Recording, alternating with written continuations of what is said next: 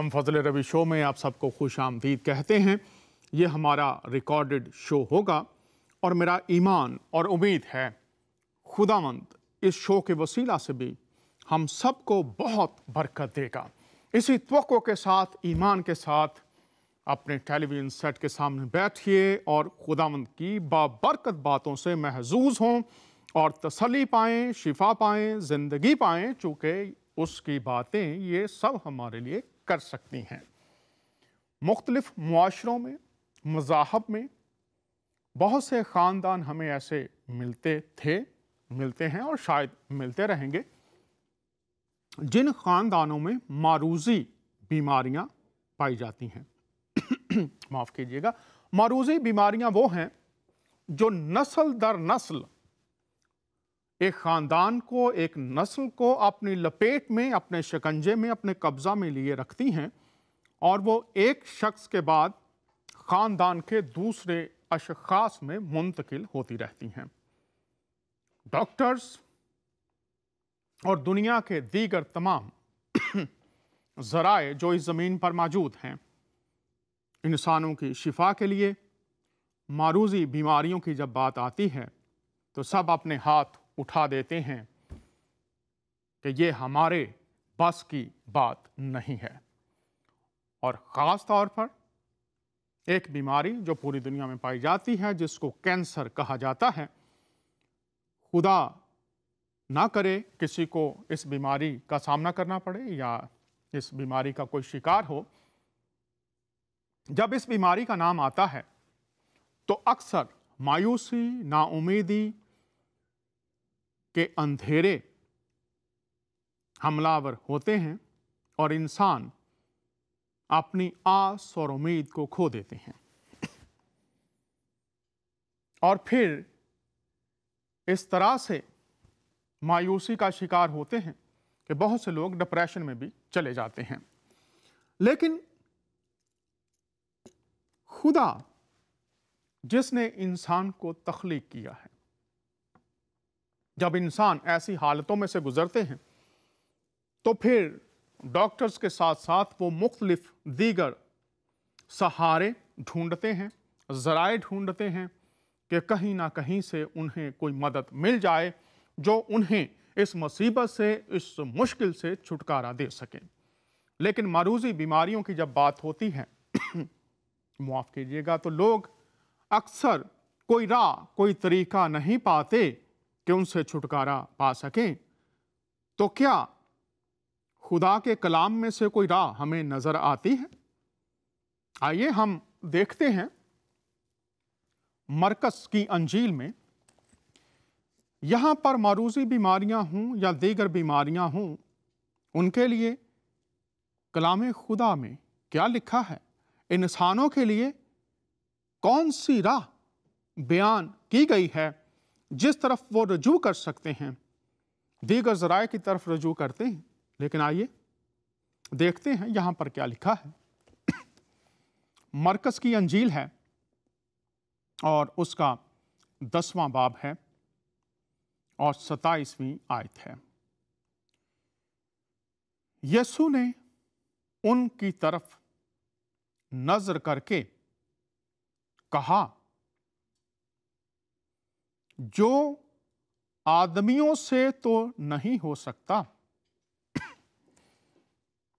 लेकिन खुदा से हो सकता है, क्योंकि खुदा से सब कुछ हो सकता है। खुदावंद यीशु मसीह जब जिस्म लेकर इस जमीन पर आए तो वो इंसानों को खुदा की मोहब्बत, खुदा की पेशकश, खुदा की फिक्र, खुदा की शफकत और खुदा की वो कुदरत जो अक्सर इंसान नज़रअंदाज कर देता है, भूल जाता है और उसकी तरफ रजू करने से बाज रहता है। यहां पर मुआजना है, जो इंसानों से नहीं हो सकता वो खुदा से हो सकता है। एक उम्मीद, एक तसल्ली, एक सहारा, एक राह बयान की गई है कि हम इंसानों के पीछे भागने, इसमें कोई बुराई नहीं है, डॉक्टर्स भी खुदा ने दिए हुए हैं, लेकिन जहां पर डॉक्टर्स और दुनिया की तमाम इजादात जो शिफा के ताल्लुक से इस वक्त दुनिया में मौजूद हैं, नाकाम हो जाएं, बेबस नजर आएं, वो कहें कि अब ये हमारे बस की बात नहीं है, तो फिर एक राह बयान की गई है, एक सहारा उसकी तरफ निशानदही की गई है। और अब ये हम पर इन्हसार है कि हम इंसान अपने बनाने वाले की तरफ रुजू करें, जिसने हमें ये राह दिखाई है। और जो राह दिखाने वाला है वो ये फरमा रहा है जो इंसानों से नहीं हो सकता। ऐ बनिनो इंसान, जब तेरे सहारे जवाब दे जाएं, जब तेरी उम्मीदें टूट जाएं, जब अंधेरे ही अंधेरे चारों तरफ छा जाएं और तू बीमारियों का शिकार है, तू ना उम्मीदियों का शिकार है इसलिए कि इंसान बेबस हो गए हैं, तो फिर देख तेरे लिए एक राह खुदामंद ने रखी है। और वो ये है कि तू अपने खालिक की तरफ रुजू कर, और फिर वो इस बात को साबित कर देगा कि जो इंसानों से नहीं हो सकता, उसकी कुदरत से, उसकी शफकत से या नामुमकिन मुमकिन हो जाता है। क्या यह सिर्फ लिखी हुई बात ही है? क्या यह सिर्फ तारीख में ही हुआ? आइए एक और हवाला देखते हैं। यहां पर खुदावंद यीशु अल मसीह, उनके बारे में लिखा है, और सूरज के डूबते वक्त, मरकस लूका की अंजील है, और सूरज के डूबते वक्त वो सब लोग जिनके यहां तरह तरह की बीमारियों के मरीज थे और उन्हें उसके पास लाए, और उसने उनमें से हर एक पर हाथ रखकर उन्हें अच्छा किया।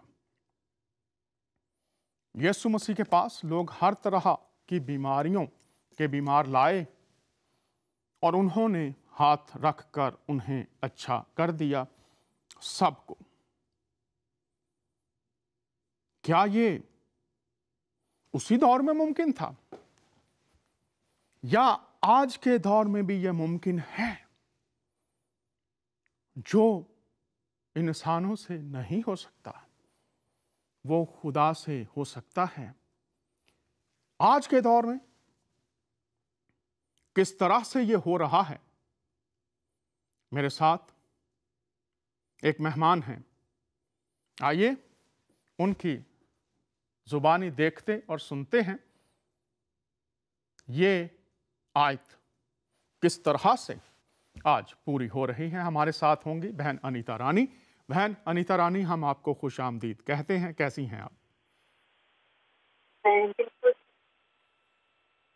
मैं बिल्कुल ठीक हूँ।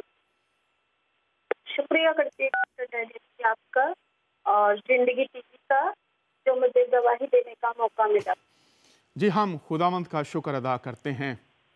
प्यारी बहन, ये उसकी तरफ से वक्त मुकर्रर होता है जब वो कौमों के सामने अपने कुदरत और कमालात जो वो हमारी ज़िंदगियों में करता है वो कौमों तक पहुंचाता है, और हम शुक्रगुजार हैं आपने वक्त निकाला है। मेरी अब दरख्वास्त होगी कि आप पहले अपना बचपन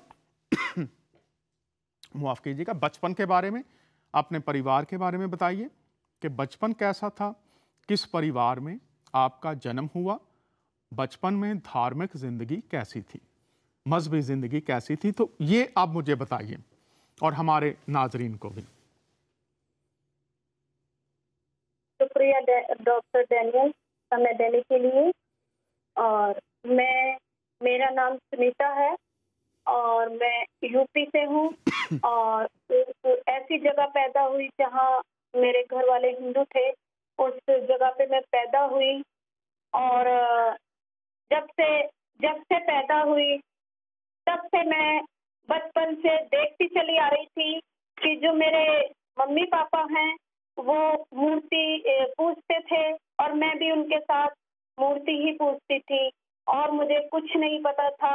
हमारे यहाँ पर बलियाँ चढ़ाई जाती थी जब कोई त्योहार होता था या कोई ऐसी बात होती थी, तब भी बलियाँ चढ़ाई जाती थी, क्योंकि मेरे पापा एक बहुत बड़े भगत थे और हमारे घर में ऐसा चलता रहता था हमेशा से कि कोई भी परेशानी उनके लिए बलियाँ दी जाती थी। और ऐसा सिलसिला चलता रहा, बलियाँ चढ़ती रहीं, मगर उसमें कोई भी बेनिफिट नहीं मिलता था जब बलियाँ चढ़ाते थे। और घर में इतना पैसा मेरे पापा कमाते थे, पैसे का हमारा कोई भी पता चलता नहीं था। पापा लीडर भी थे, सरकारी जॉब भी करते थे और भगत भी थे, मगर पैसे का कोई भी पता नहीं चलता था कि पैसा कहाँ से आया और कहाँ को चला गया। ऐसी मैंने जब से होश संभाला ऐसा जीवन में देखती आ रही थी और उस टाइम हम ज़्यादा बड़े नहीं थे, छोटे-छोटे थे और हम देखते थे जब हमारे पापा रात को एक आग जलाते थे और उसके ऊपर बलि चढ़ाते थे और उसके बाद वो खाना बनता था और हमको खिलाया जाता था। ऐसे करके हमारे परिवार में चलता आ रहा था और इन्हीं चीज़ों को फिर हमने देखा हमारे मम्मी-पापा ऐसा कर रहे, हमने इन चीज़ों को हम भी ऐसा ही करने लग गए उनके साथ देखते, जो हम देख रहे थे वही करते जा रहे थे और हमें नहीं पता था कि सच्चाई क्या है, क्या नहीं है, क्योंकि एक अन्य जाति में पैदा होना उनका ही रीति-रिवाज और जैसे वो मंदिरों में जाते थे, तो मैं भी मंदिरों में जाती थी, मगर ऐसा मेरा अंदर से दिल नहीं मानता था कि मैं इनके आगे माथा टेकूँ। तो मेरी जो मम्मी थी, वो मुझे हमेशा कहती थी कि तू क्यों नहीं व्रत रखती है? क्या तू मतलब कि ऐसा सोचते थे कि ये भूखी नहीं रह सकती, मगर अंदर से मेरा मन नहीं होता था कि मैं इन चीज़ों को क्या करूँ, मानूँ। तो मेरी छोटी सिस्टर थी, वो भी इन चीज़ों को बहुत ज़्यादा पूजा-पाठ करती थी। बड़ी सिस्टर थी, वो भी बहुत ज़्यादा पूजा-पाठ करती थी, मगर उनके जीवन में बहुत सारी दुःख और परेशानियाँ थी। छोटी सिस्टर के दिल में छेद था, जो बड़ी सिस्टर थी, वो भी बहुत पूजा पाठ में थी, उनके सर में बहुत ज़्यादा दर्द रहता था और वो काम भी नहीं कर पाती थी और मैं जो थी सबसे ठीक थी, तो मैं उनको एक ही बात बोलती थी, आप लोगों को ये मम्मी-पापा प्यार करते हैं इसलिए आप लोगों को कुछ नहीं होता और मैं बीच की हूँ इसलिए मेरे ऊपर इतना ध्यान नहीं है और मुझे कुछ नहीं, पर मैं बिल्कुल ठीक-ठाक से रहती थी, मगर देवी-देवताओं के चक्कर में मैं ज़्यादा नहीं फँसती थी। ऐसे करके हम बड़े होने लग गए, ये सारा कुछ देखते आगे जीवन बढ़ता गया, सारा कुछ होने लग गया। उसके बाद एक ज़िंदगी में ऐसा पड़ाव आया कि जो मेरे पापा थे, हमारे पास खानदान में सबसे ज़्यादा ज़मीन थी मेरे पापा के पास और ऐसा हुआ कि वो ज़मीन को देख के हमारे खानदान वालों के बीच में बहुत ज़्यादा लालच आ गया कि इनकी तो तीनों बेटियां हैं, जो बेटे हैं बहुत ज़्यादा छोटे हैं, क्यों ना इनसे छीन लिया जाए ये।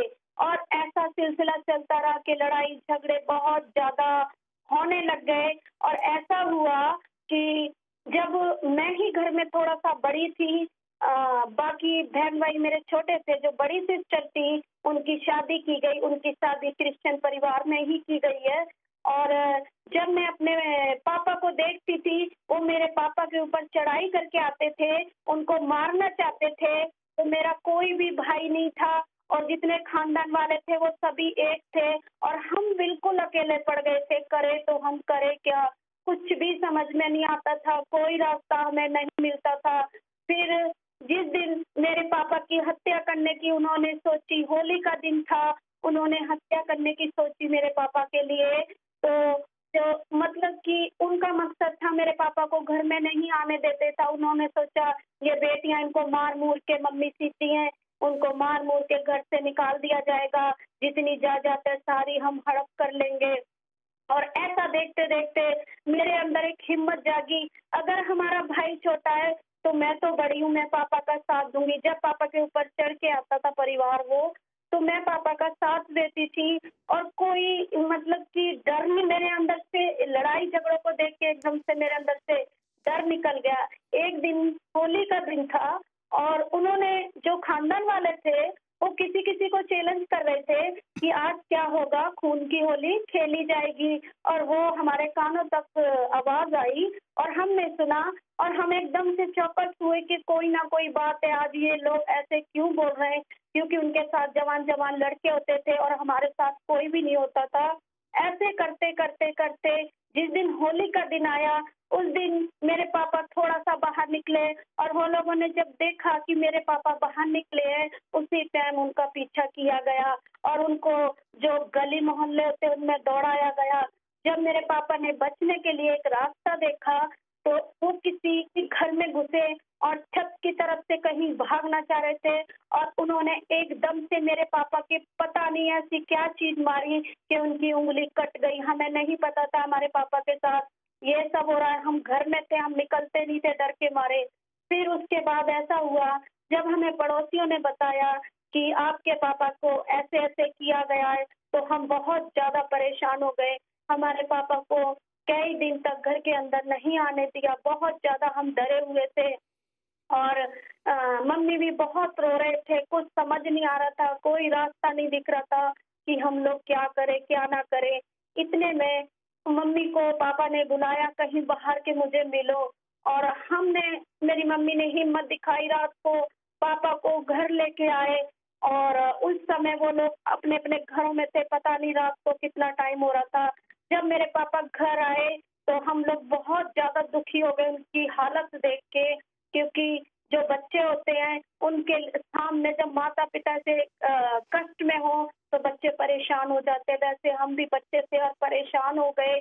फिर मेरे पापा ने मुझे अपने पास बिठाना और मुझसे कहा कि तू मेरी बेटी नहीं है, तू मेरा बेटा है।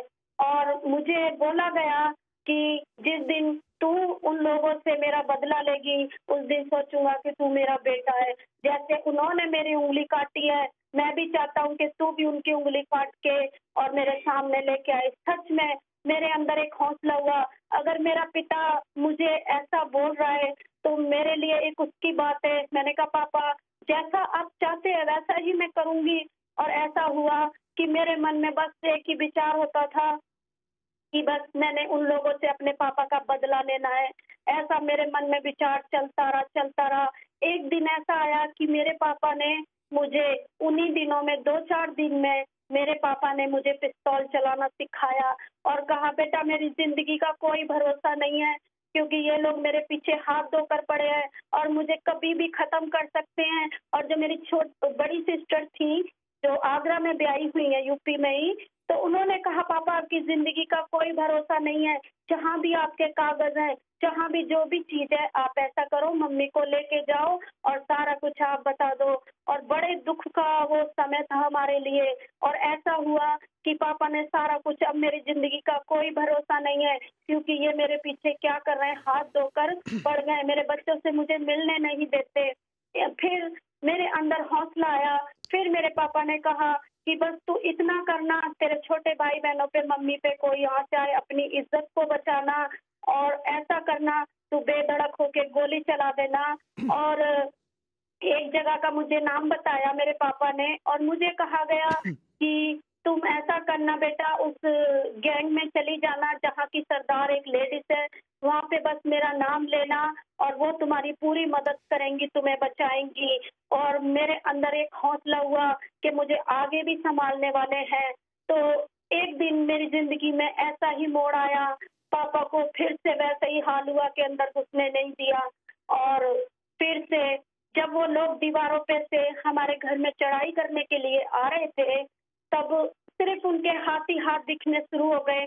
और मैंने अपनी मम्मी को बोला कि मम्मी देखो वो लोग फिर से चढ़ के आ रहे हैं। और जहां मैं वो पिस्तौल मेरे पास रहती थी और जहां पिस्तौल थी, मैंने एकदम से उस टाइम पिस्तौल उठाई और मैंने कहा कि अगर एक ने भी आगे आके कूदे मेरे घर में तो मैं क्या करूंगी, मैं मार दूंगी। और सच में मेरे अंदर एक लालसा थी कि बस मैंने शादी तो करनी नहीं है, शादी तो मैं भूल गई थी।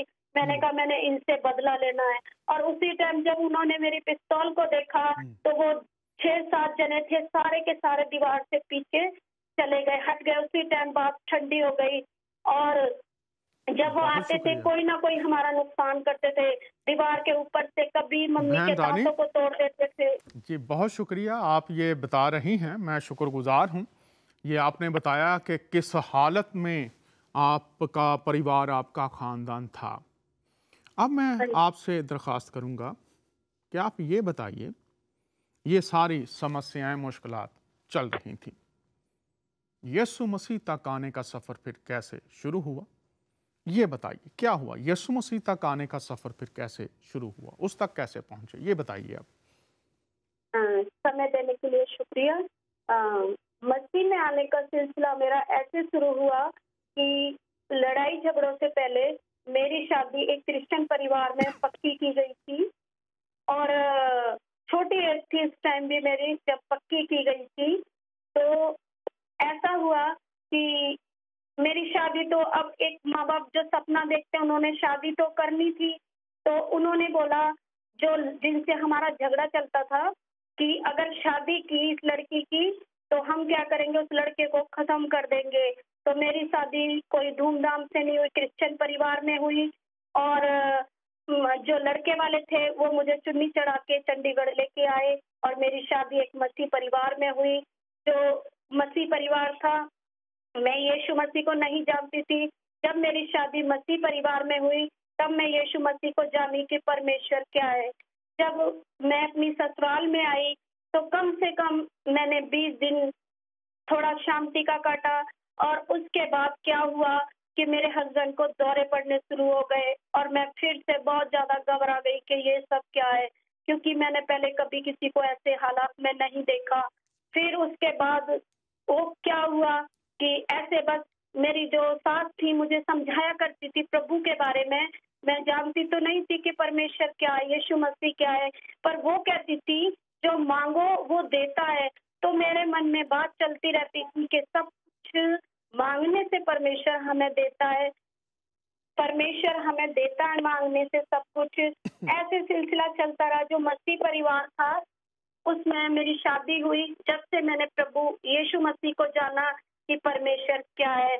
और जी बहन, फिर मेरी शादी के बाद, बहन जी, मैं मेरी यही शादी के बाद, बहन जी, थोड़ा सा मैं आपसे दरख्वास्त करूंगा, रुकिए।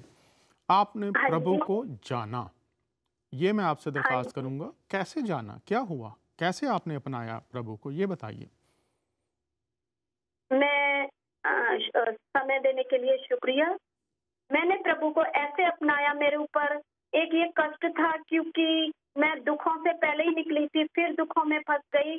और मेरे पति बीमार होने लगे, उनको दौरे पड़ने लग गए। और मैं पहले तो देवी देवताओं के पास दिखाती रही, कहीं से मुझे कोई फर्क नहीं लगा। उन लोगों ने हमसे पैसे भी ले लिए, मगर कोई भी उसमें ताकत नहीं थी, कोई भी फर्क नहीं पड़ा। जैसे कि मेरे पापा भी यहाँ यहाँ भगत मैं थे। आपसे फिर दरख्वास्त करूंगा। आपने हाँ फरमाया जी। कि मैं मंदिरों में लेकर जाती रही, तो ये ज़रा बताइए कौन कौन से मंदिर में आप लेकर गए, किन लोगों से दुआ करवाई, पुजारियों के पास गए, कहाँ कहाँ गए, थोड़ा सा तफसील से बताइए। जैसे हमारे घर के पास एक तांत्रिक रहता था, तो उसने उसके ऊपर काली आती थी उसके ऊपर। और वो बड़ा बेढंगा सा रूप बना लेती थी। और इनके लिए हमने कुछ कुछ करवाया, और वो मिट्टी के घड़े के बर्तन में पानी भरवाता था। और ऐसे ऐसे हमसे कुछ कुछ मेरे हस्बैंड के लिए करवाता था और कहता था ये बिल्कुल ठीक हो जाएगा, मगर ऐसा नहीं हुआ, कोई भी फायदा उससे नहीं हुआ।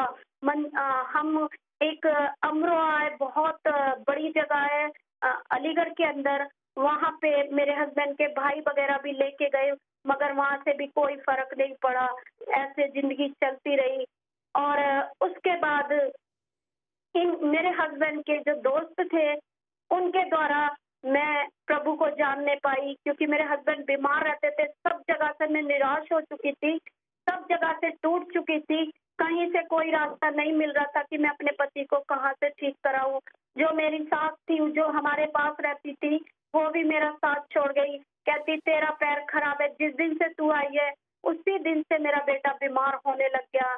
और ऐसा होता रहा, मैं बहुत ज्यादा अकेली पड़ गई। मैंने कभी ऐसे हालत में, और जब मेरे हस्बैंड को दौरा पड़ता था तो बहुत बुरी कंडीशन हो जाती थी कि अच्छा सा बंदा घबरा जाता था। तो एक दिन ऐसा हुआ कि मेरे हस्बैंड ने मुझसे बोला कि तुम जाकर दूसरी शादी कर लो, तुम्हारे ऊपर दोष लगाया जाता है। और मैं बचपन से बीमार रहता हूँ और बीच में मैं ठीक हो गया था, इसलिए मेरी शादी की गई, तेरा कोई भी कसूर नहीं है। तो मुझे बहुत हौसला मिला कि मेरे हस्बैंड बहुत ज़्यादा अच्छे हैं, जो मुझे ऐसी बातें बता रहे। उधर से मेरे परिवार वालों ने भी बोला कि अभी भी तेरे पास मौका है और तू ऐसा कर, इसको लड़के को छोड़ दे, हम तेरी बहुत अच्छी जगह क्या करेंगे, शादी कर देंगे। और ऐसा हुआ कि मैंने ना इनको छोड़ा, ना परिवार वालों की बात मानी मैंने। और एक दिन ऐसा हुआ कि इनकी हालत खराब थी और मैं बहुत ज़्यादा निराश होकर चर्च के सामने से जा रही थी और मैं टेंशन में थी। तो मेरे एक हस्बैंड के दोस्त थे, वो साइकिल का काम करते थे चर्च के आगे। उन्होंने मुझे देखा कि ये उसकी बीवी है और ये बहुत ज़्यादा परेशान है। तो उन्होंने क्या किया, मेरा पीछा किया और मेरे घर तक आए वो। और ऐसा हुआ कि उन्होंने हमारा घर का पता ढूँढ लिया और फिर मुझे समझाया कि आप बहुत ज़्यादा परेशान थे। मैंने कहा भाई, मेरे पति बीमार हैं, ऐसे बात है, मैं बहुत ज़्यादा परेशान हूँ। उन्होंने मुझे बोला आप यीशु मसीह के पास लेके आओ तो ये चंगा हो जाएगा। मुझे विश्वास नहीं हुआ क्योंकि सब जगह से निराश हो चुकी थी कि परमेश्वर कोई है या कोई ठीक कर सकता है, क्योंकि बहुत बेकार ज़िंदगी चल रही थी। और मैं अपने मन में सोचती थी अगर शादी ऐसी होती है तो बेकार है शादी करना, इतनी मुसीबतों का सामना करना पड़ता है। फिर वो भाई फिर हमारे घर आया और कहता, बहन आप चर्च में एक बार जाकर देखो।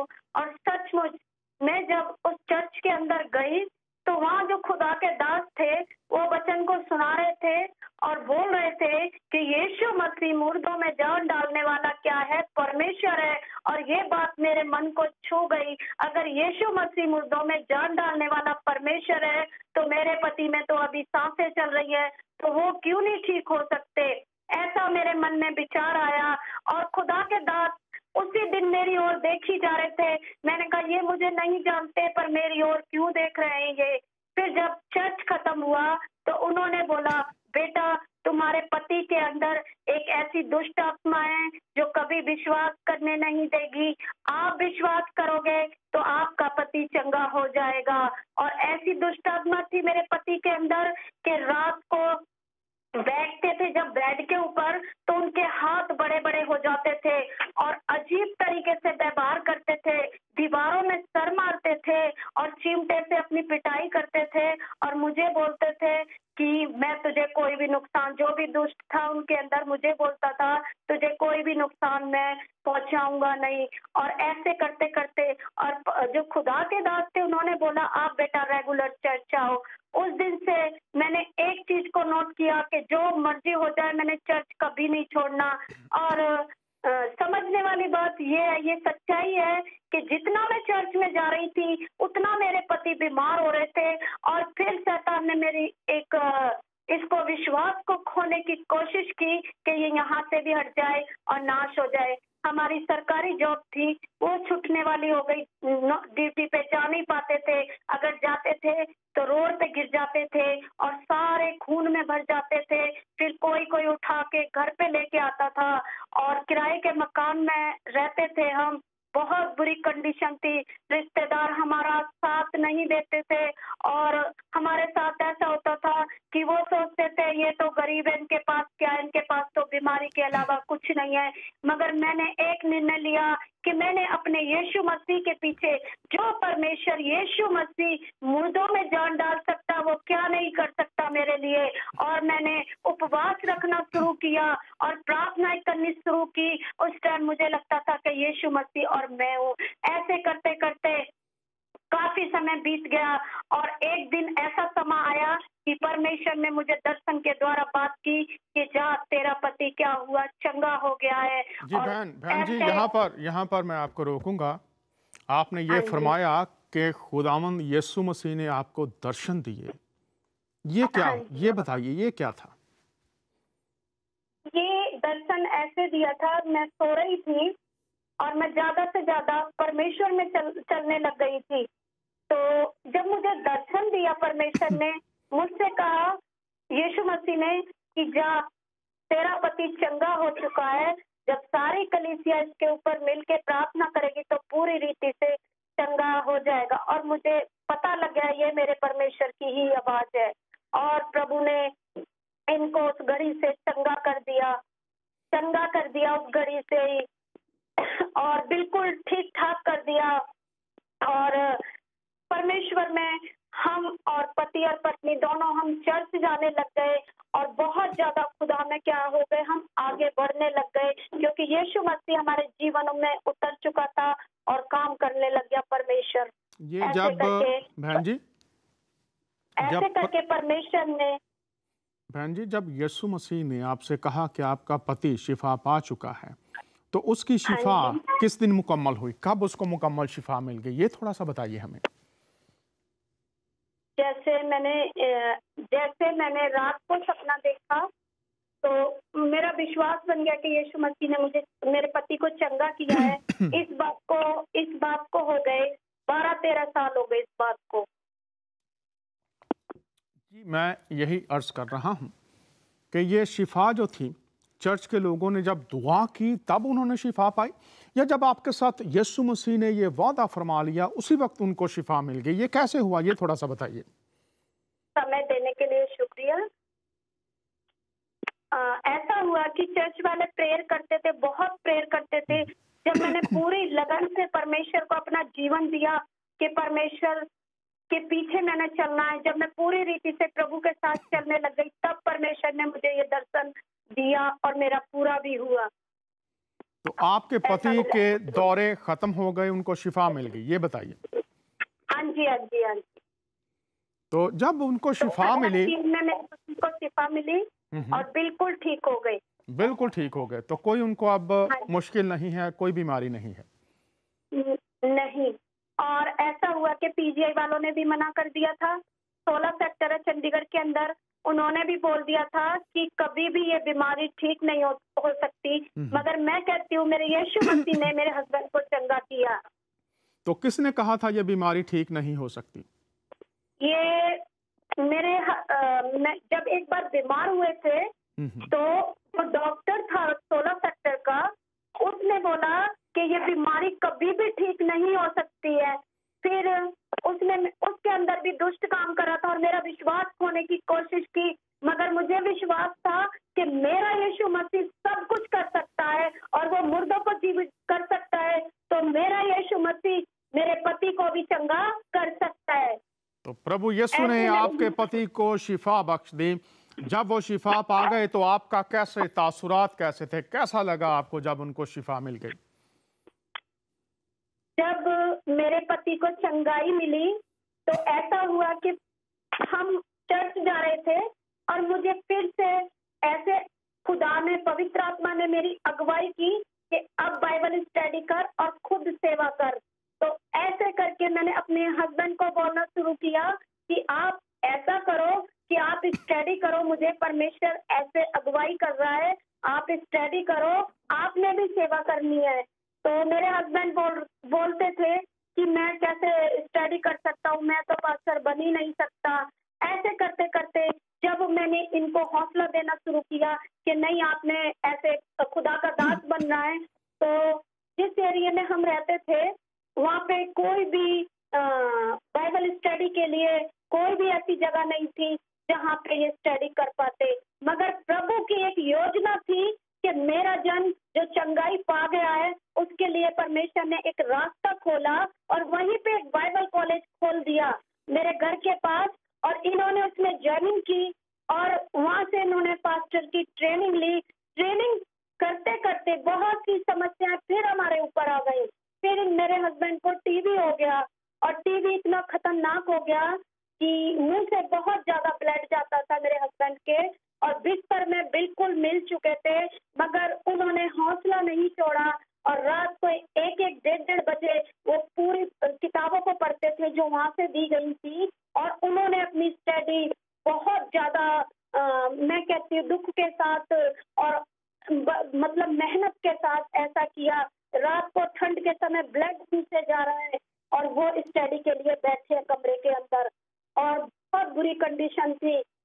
एक दिन ऐसा हो गया कि अब इनका बचने का कोई भी रास्ता नहीं है, पर मुझे मेरे परमेश्वर पर पूरा विश्वास था, मुझे पता था ये शैतान की कोई ना कोई फिर से चाल है जो हमें क्या करना चाह रहा है, फिर से गिराना चाह रहा है। फिर मैंने क्या काम किया, हमने फिर से प्रार्थना करना शुरू की, परमेश्वर तू इनको चंगा कर। जब हम हॉस्पिटल के अंदर लेके गए तो डॉक्टरों ने बोल दिया इनके फेफड़े खराब हो चुके, जख्म हो चुके हैं, कोई उम्मीद नहीं है बचने की। तो उन्होंने बोला 9,000 का एक टेस्ट होगा, उसमें पता चल जाएगा। तो जब मेरे पास पैसे नहीं थे उस टाइम, मेरे मम्मी पापा ने वो पैसा जल्दी से एटीएम में डाला और कहा जितनी जल्दी होता है तुम टेस्ट कराओ, हम पैसा भेजते। उन्होंने मुझे पैसा भेजा और मैंने हस्बैंड का क्या करा, वो जो कल्चर टेस्ट था वो फटाफट से करवाया, क्योंकि डॉक्टरों ने बहुत, और मैंने अपने हस्बैंड को नहीं बताया कि डॉक्टरों ने आपको ऐसी प्रॉब्लम बोल दी है, अब जिंदगी का कोई भी भरोसा नहीं है। क्यों करती मैं इनकार, क्योंकि मेरा यीशु मसीह मेरे साथ था, इसलिए कोई अधिकार नहीं था उस मौत का जो कि लोग बोलते थे ऐसे। क्योंकि यीशु मसीह जो है, और यीशु मसीह डॉक्टर भी फेल हो सकते हैं, क्योंकि वो डॉक्टरों का डॉक्टर है और वो राजाओं का राजा है जो सब कुछ करने की ताकत रखता है। जब वो कल्चर रिपोर्ट आई तो ऐसा कुछ भी नहीं था। मैंने परमेश्वर का धन्यवाद किया और मेरे जो हस्बैंड थे, जो जिस बेड पे मेरे हस्बैंड पड़े थे, वो धीरे धीरे उठने लग गए। और क्या काम होने लग गया, हॉस्पिटल में परमेश्वर का काम होने लग गया। जो लोगों ने 2-2, 3-3 दिन से खाना नहीं खाया था, प्रेयर के द्वारा वो खाना खाने लग गए, उठने लग गए। और जिसको डॉक्टरों ने बोला कि एक लड़का हमारे बेड के साथ पड़ा था, उसको बोला गया था जिस दिन ये ऑक्सीजन निकालेगा उसी दिन खत्म हो जाएगा। मगर मैं कहती हूँ कि प्रार्थना में वो ताकत है, वो सामर्थ है मेरे यीशु मसीह में, कि जब हमने उनको भी वचन सुनाया और जब उनको बताया कि यीशु मसीह सब कुछ करने की ताकत रखता है, असंभव को भी संभव करने की ताकत रखता है परमेश्वर, तो ऐसा हुआ कि वहाँ पे एक दिन हॉस्पिटल के अंदर ऐसा हुआ कि वहाँ पे सफाई हो रही थी हॉस्पिटल के अंदर, और उस टाइम उसकी ऑक्सीजन निकाली गई और उस बंदे को कुछ भी नहीं हुआ। ठीक ठाक होकर वो अपने घर चला गया और खेतों में काम करने लग गया। प्रभु की इतनी बड़ी महिमा उस जगह पे होने लग गई और शैतान फिर से हमारी जिंदगियों से हार गया। मेरे पति को फिर से परमेश्वर ने उठा के खड़ा कर दिया।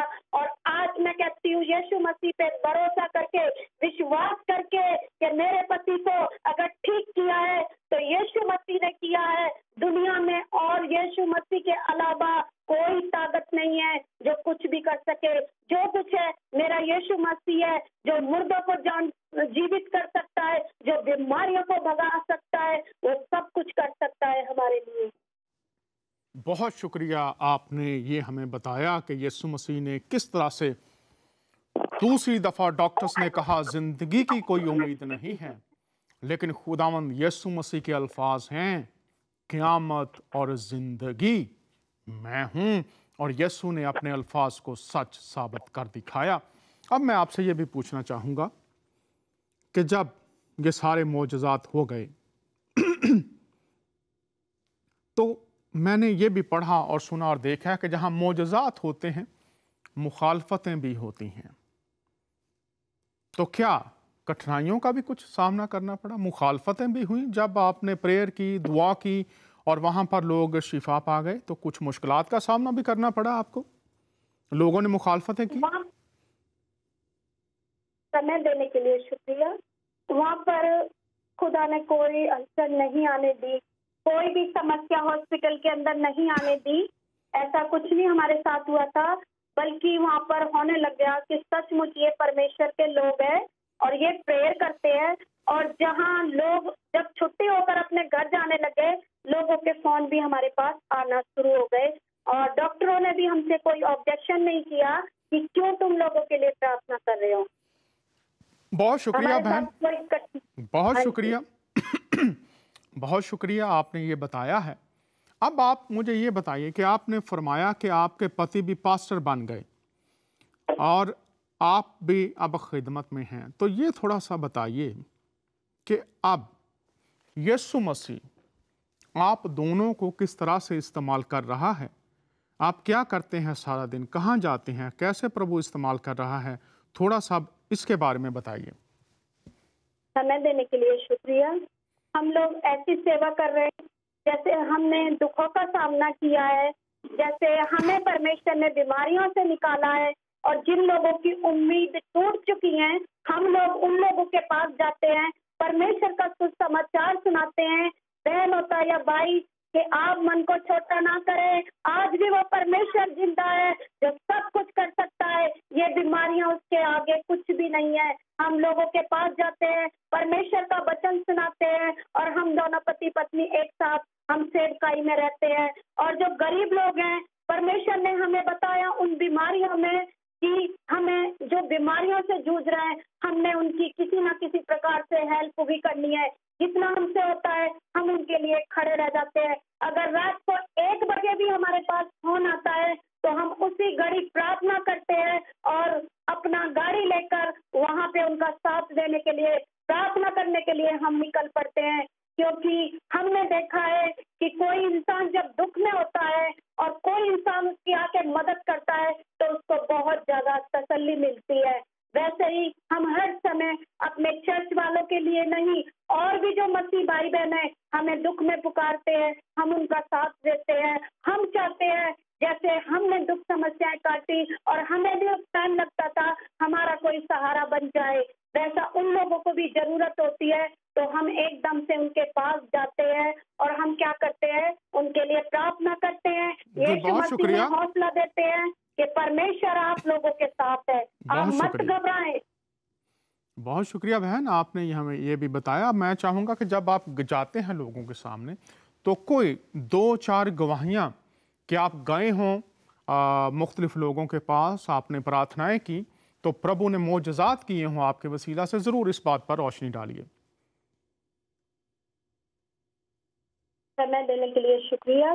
गवाहियाँ इस प्रकार हैं कि जो मेरे पापा भगत थे, उनको ब्लड कैंसर हुआ था और कोई उम्मीद नहीं थी उनकी बचने की, और वो अपनी मूर्ति पूजा छोड़ के आना नहीं चाहते थे।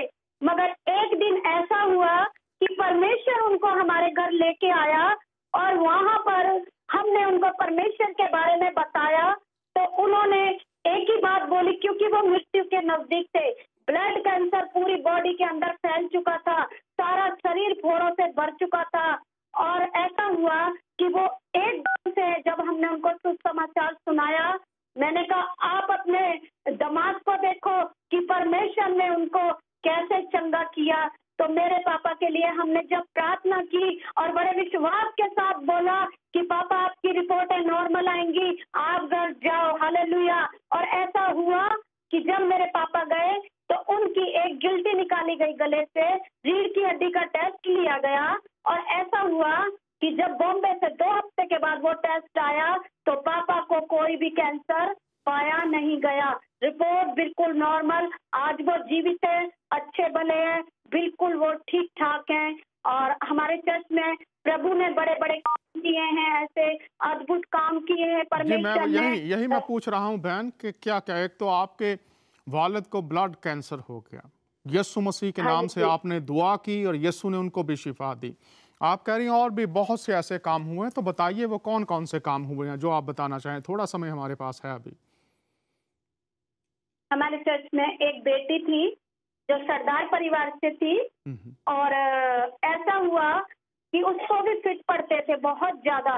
एक दिन ऐसा हुआ कि उसको लगातार फिट पड़ रहे थे बहुत ज्यादा, और उनका फोन हमारे पास आया और उन्होंने कहा कि पास्टर साहब आज मेरी बेटी डेड है, बिल्कुल आकर उसे देख लो। और जब हम लोग वहां गए तो सच में उसकी मम्मी रो रही थी और बहुत ज्यादा परेशान थी।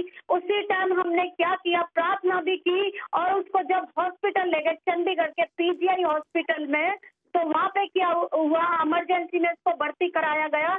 तो उसके अंदर एक ऐसी दुष्ट की ताकत थी जो कि उससे कहती अगर और भी कोई जगह रह गई है तो वहां पे भी क्या करो, ले जाओ मुझे। डॉक्टरों ने बोल दिया हमारे बस की बात नहीं है, अपनी बेटी को क्या करो, ले जाओ। जब घर पे आए तो सचमुच परमेश्वर ने उसके लिए, हमने जब यीशु मसीह के नाम से प्रार्थना की तो हम लगातार फास्टिंग रख रहे थे, प्रार्थना कर रहे थे। 2 दिन हमने उनकी सेवा की, अपने घर में खुद रखा और भी लोगों को बुलाया, और फास्टिंग में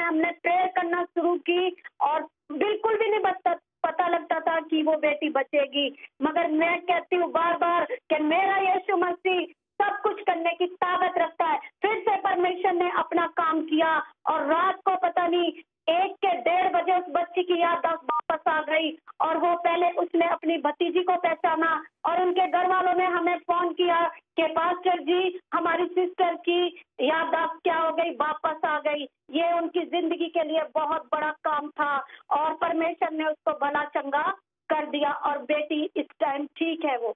जी, बहुत शुक्रिया। और कोई आप बताना चाहें जो प्रभु आपके वसीला से कर रहे हैं? ये सरदार फैमिली की बेटी थी, डॉक्टर्स ने कहा कोई उम्मीद नहीं, यीशु के नाम से आपने दुआ की और यीशु मसीह का इख्तियार जाहिर हुआ और वो भी शिफा पा गई। और कहाँ कहाँ आप जाते हैं, कुछ और इलाकों में अगर खुदामंद यीशु मसीह ने जो बड़े काम करने की कुदरत रखता है, आपके वसीला से जो काम किए हैं, आप बताना चाहें? हमारे पास थोड़ा समय और है। एक और गवाही है मेरी कि मुझे परमेश्वर जो भी बात होती है अगुवाई करता है, दर्शन के द्वारा मुझे बातचीत करता है परमेश्वर। मेरी ननद थी जो मेरे से बड़ी थी वो, और उनको क्या हुआ था, कैंसर था बॉडी के अंदर, कैंसर था और पीजीआई में वो उनको रखा गया था। उनके जो इंजेक्शन लगते थे उनसे उनका सारा सर का बाल उतर चुका था और उनके नाक में नाली लगाई गई थी, खाना पीना खा नहीं सकती थी, बैठ नहीं सकती थी। उससे पहले परमेश्वर की अगुवाई हुई मुझे और कहा गया कि तू 1 हफ्ते के फास्ट रख। और मैंने अपने मन में सोचा कि पता नहीं मुझे सिस्टर के लिए ऐसा क्यों हो रहा, मुझे नहीं पता था कि ऐसी हालत है या क्या है। और सचमुच जब हमारे पास पता चला कि दीदी बहुत ज्यादा बीमार है, चंडीगढ़ के हॉस्पिटल पीजीआई में है और उसकी कोई उम्मीद नहीं है। जिस टाइम हम लोग पीजीआई के अंदर पहुंचे तो आखिरी सांसें क्या कर रही थी, गिन रही थी और उनके बच्चे दिहाड़े मार मार के रो रहे थे बहुत ज्यादा और कह रहे थे डॉक्टर 1.5 लाख का एक इंजेक्शन है जो कि हम कोई गारंटी नहीं देंगे। और मेरी दीदी मेरी तरफ देख रही थी और रो रही थी, बोल नहीं पाती थी कुछ भी। उन्होंने मेरे हाथ को पकड़ा, हमने उस टाइम उनको कुछ नहीं बोला। उसी टाइम अपने हस्बैंड को बोला मैंने कि आप ऐसा करो घर चलो। और दूसरे दिन से जब मैं फास्टिंग में आई और परमेश्वर ने फिर मुझसे बात करना शुरू किया, सच बताती हूँ परमेश्वर की महिमा को कि इधर हमारी प्रेयर चल रही थी घर के अंदर, उधर दीदी में सांस आ रहा था। तो जब उनके जो नाली लगी थी वो निकल गई और धीरे धीरे वो क्या कर रही थी, जूस पीने लग गई। डॉक्टरों ने बिल्कुल क्लियर बोल दिया 3-4 दिन की मेहमान है, ले जाओ इसको, कोई भरोसा नहीं कब इसको क्या हो जाए।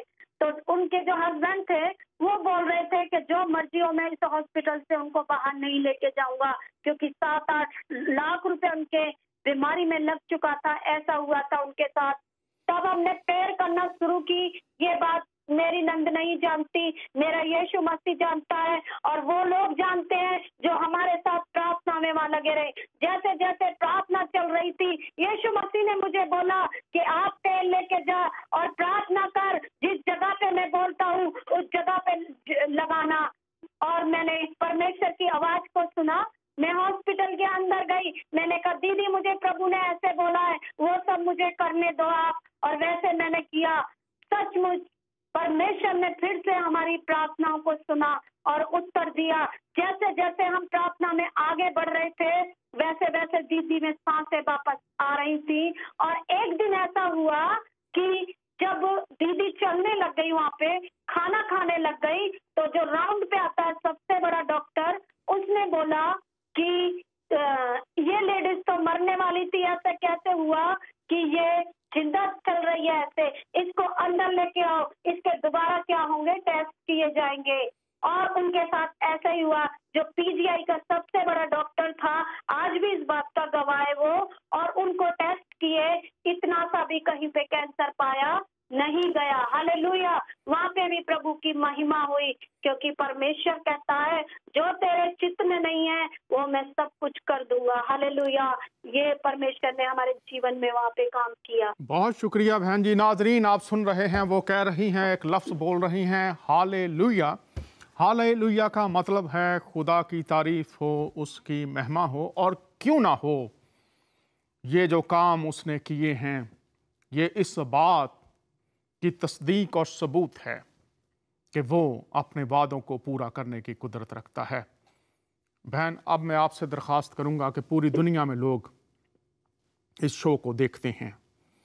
मैं अब दरख्वास्त करूंगा कि आप पूरी दुनिया में जहां जहां लोग इस प्रोग्राम को देखेंगे, यीशु मसीह के नाम से तमाम बीमारों के लिए दुआ कीजिए, ताकि जब आप दुआ करें, खुदावंद यीशु मसीह लोगों को उनकी बीमारियों से शिफा दें।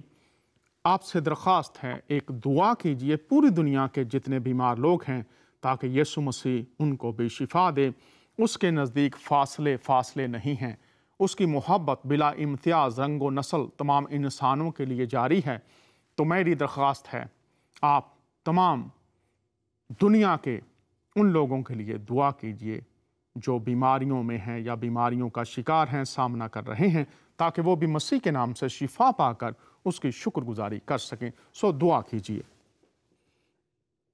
हालेलुया लॉर्ड, धन्यवाद करती हूँ राजाओं के राजा, प्रभुओं के प्रभु, धर्मी पवित्र परमेश्वर प्रभु जी, आपने प्रभु मुझे मौका दिया कि दुनिया के लोगों के लिए परमेश्वर, जो दुखी है, जो परेशान है, जो समस्याओं से जूझ रहे परमेश्वर, जिनकी बीमारी का कोई भी इलाज नहीं है परमेश्वर, उनको तेरे चरणों में लाती हूँ परमेश्वर। ओ प्रभु, उनके जीवनों को बदल दे, उनकी बीमारियों को बदल डाल परमेश्वर। ओ प्रभु, अद्भुत कार्य करने वाला परमेश्वर है, जैसे आपने परमेश्वर हमारे जीवन में कार्य किया, उन सबके जीवनों में कार्य कर परमेश्वर। हालेलुया, धन्यवाद करते प्रभु, हमारे जीवनों में प्रभु जी आप बढ़ते जाएं, हम घटते जाएं प्रभु, हर समय परमेश्वर हमारे जीवनों से प्रभु जी आपको महिमा मिलने पाए। ऐ बीमारी, जो भी इस टाइम कोई बीमार है या मेरी आवाज को या मेरी प्रार्थना को सुन रहा है, ऐ बीमारी, तुझे यीशु के नाम से हुक्म देती हूँ, इसी टाइम बॉडियों में से छोड़ और भाग जा यीशु के नाम से। हालेलुया, ओ धन्यवाद करते परमेश्वर, आपके नाम को महिमा देते परमेश्वर प्रभु जी। ओ प्रभु, तेरा धन्यवाद करते पिता परमेश्वर, क्योंकि तू ही धन्यवाद के योग्य परमेश्वर है प्रभु। दुनिया में टुकरा सकती है परमेश्वर, पर आप कभी भी ठोकर नहीं मारते प्रभु। आप अपने लिए पिता बाएं फैलाए रहते हैं परमेश्वर, ताकि आप अपने बच्चों को सही राह दिखा सके प्रभु। जैसे आपने हमें कीचड़ से उठाया, ऊंचे स्थान पे बिठाया प्रभु, उन लोगों को भी उठा प्रभु जिनके साथ कोई नहीं है प्रभु, क्योंकि आपका वचन कहता है, मत डर, मैं तेरे साथ हूँ, इधर उधर मत ताक, क्योंकि मैं तेरा परमेश्वर हूँ। हालेलुया, ओ प्रभु, जो लोग इंसानों की तरफ ताक रहे प्रभु, वो तेरी ओर ताकने लग जाए परमेश्वर, उनके बंधन खुल जाए परमेश्वर। धन्यवाद करते प्रभु जी, आपने हमारी प्रार्थना को सुना प्रभु, उत्तर दिया परमेश्वर प्रभु। मैं आपका धन्यवाद करती हूँ पिता, इस प्रार्थना को अपने उद्धार करता प्रभु यीशु मसीह में होकर मांगती हूँ, सुन और कबूल कर। आमीन आमीन आमीन। बहन जी, आमीन। इस प्रोग्राम आमीन। को पूरी दुनिया में मुख्तलिफ मज़ाहब के लोग भी देखते हैं, सुनते हैं। आपको मैं 2 मिनट दूंगा, इसमें आप बताइए, अगर खुदावंद, मेरी दुआ है खुदावंद आपको लंबी ज़िंदगी दे, लेकिन अगर यही वक्त हो आपके पास, तो 2 मिनट में आप पूरी दुनिया के लोगों को क्या पैगाम देना चाहेंगी? मैं दुनिया को यही पैगाम देना चाहूंगी कि टाइम बहुत थोड़ा है, यीशु मसीह के पास आ जाओ, क्योंकि ये तो संसार की मौत है, अनंत जीवन तो यीशु मसीह के पास है। इसलिए मैं दुनिया को यही बताना चाहती हूँ कि ये जिंदगी कुछ नहीं है, जो कुछ है यीशु मसीह के पास है। इसलिए इस बात पे विश्वास रखें कि हम शरीर में मर सकते हैं, मगर यीशु मसीह के पास हम जिंदा हैं। कैसे कोई यीशु मसीह को कबूल करे, कैसे विश्वास रखे यीशु मसीह पर, ये बताइए। हिम्मत के साथ परमेश्वर को ऐसे विश्वास करे कि यीशु मसीह है। जो लोग यीशु मसीह को, जैसे हम कोई फ्रूट लेके आते हैं, जब तक उसको काट के खाते नहीं, हमें पता नहीं लगता कि उसका टेस्ट कैसा है। जब हम यीशु मसीह के पास जाते हैं, तभी पता लगता है कि हमारा यीशु मसीह सामर्थ्य है। इसलिए जो लोग यीशु मसीह से दूर हैं, वो यीशु मसीह के नजदीक आए और जाने कि यीशु बहुत शुक्रिया। हमारे साथ थी हमारी बहन अनीता रानी। आप खुदावंद यीशु मसीह के कमालात, मोजज़ात, उसकी मोहब्बत और उसकी आपके लिए फ़िक्र की बातें सुन रहे थे। बहन रानी, शुक्रिया। खुदावंद आपको, आपके परिवार को, आपकी खिदमत को बरकत दे और बढ़ाए। फिर भी खुदावंद ने मौका दिया तो आप को हम अपने प्रोग्राम्स के वसीला से लोगों के सामने लाते रहेंगे ताकि यीशु मसीह के नाम को जलाल मिलता चला जाए। बहुत शुक्रिया। नाजरीन, खुदावंद यीशु अल मसीह ने फरमाया, जो कोई मेरे पास आएगा मैं उसे हरगिज़ निकाल ना दूंगा। जो मेरे पास आएगा, मुआफ कीजिएगा, यीशु के अल्फाज, जो मेरे पास आएगा, आप जहां भी हैं, अगर आप यीशु मसीह की कुदरत, उसकी मोहब्बत, गुनाहों की मुआफ़ी, मोजज़ात व कमालात का तजर्बा करना चाहते हैं तो फिर उसको पुकारिए, उसकी तरफ रुजू कीजिए। शायद आप मज़ारों के पास, पीरों के पास, मुख्तलिफ पंडितों के पास, ग्रंथियों के पास, देवी देवताओं के पास, मुख्तलिफ असातिज़ा के पास जाते रहे हैं, जा रहे हैं या जाने का प्रोग्राम बना रहे हैं। जहां भी हैं, एक लम्हे के लिए रुकिए। यीशु मसीह नासरी, मुजस्सम खुदा, खुदा का बेटा, खुदा का कलमा, रूह अल्लाह, मुर्दों में से जी उठा, अपनी बाहें फैलाए हुए मुंतजिर है और फरमा रहा है, ए बोझ के दबे हुए लोगों, ए मेहनत उठाने वालों, मेरे पास आओ, मैं तुमको आराम दूंगा। आराम, शिफा, जिंदगी, खुदाई मोहब्बत, खुदाई शादमानी अल-मसीह के वसीला से तमाम बनीनो इंसान के लिए मुहैया कर दी गई है। फैसला आपका है। पुकारेंगे या अपनी मुश्किलात में घिरे रहेंगे। यीशु मसीह की दिली ख्वाहिश है, मेरे पास आओ, मैं तुम्हें आराम दूंगा। सब कुछ आपके लिए मुहैया कर दिया गया है और ये आपके लिए है, आपके खानदान के लिए है, आपकी बरादरी के लिए है, आपके शहर, गांव और आपके मुल्क के लिए है और पूरी दुनिया के लिए है। अगले हफ्ते फिर आपसे मुलाकात होगी। खुदावंद आप सबको बहुत बरकत दे। इजाजत चाहता हूं, आपका मेजबान दानियाल।